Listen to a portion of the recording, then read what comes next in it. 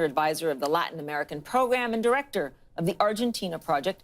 He was the South American director at the National Security Council under the Obama administration. And thanks for joining me on what is another horrible day for Argentina. Everybody's got a feel for them.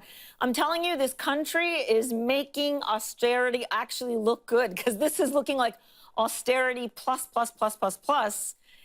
Is this politically viable? Because I think many people agree this is the financial medicine the country needs. That remains to be seen, and frankly, most political observers would say it's not viable, at least for the long-term viability of this particular government. It took office 2 years ago, and right from the beginning it inherited this fiscal wreckage from more than a decade of populism. And most economists said it needed to fix the fiscal accounts, and it needed to do so quickly. Its answer was it's impossible, that the Argentine public won't permit it, and serious austerity would bring an end to the government. And when the Argentine public rejects an economic model, it does so often violently, it does so in the street, and governments leave office early. Yeah, and again, it's the people of Argentina that suffer through that. Let's go through some of those measures, though. You're talking a tax on exports. I mean, this is really regressive. And abolishing half the ministries, which obviously people would say is a good thing. They want to get to a zero deficit by 2019. I mean, think about that. I'm really interested to learn from you what you think is going through Macri's mind right now, because we've just talked about the fact that it's not likely to be politically tenable what he's doing. So where is he going with all of this?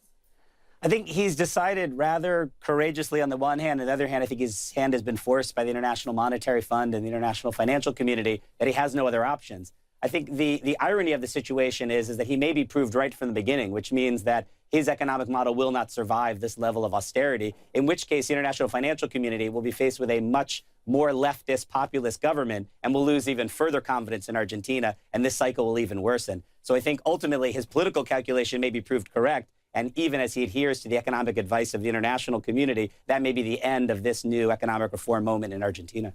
Yeah, and he's saying to Argentinians, look, that this just may be the way it is, and these are the stark choices you're facing.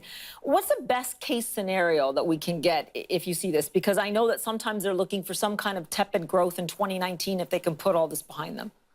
I mean, frankly, if he can recapture the confidence of the international community, there is a very short-term upside. Argentina doesn't really need to borrow anymore right now. The International Monetary Fund, backed by the White House, has invested $50 billion in Argentina, and its desperate straits now have led the International Monetary Fund to even expedite the disbursement of those loans. It frankly has most of the money it needs to finance itself for the next year or two. So what it needs is the run on the currency to end. It needs foreign investment to return at some modest pace, and it needs the recession that it's entering to be modest. And frankly, what investors also want to see is that this government or a likely successor government will adhere to a similar responsible fiscal model. It's possible, but again, the politics are almost impossible in Argentina right now. Yeah, you said it right there. A successor government would have to keep this going.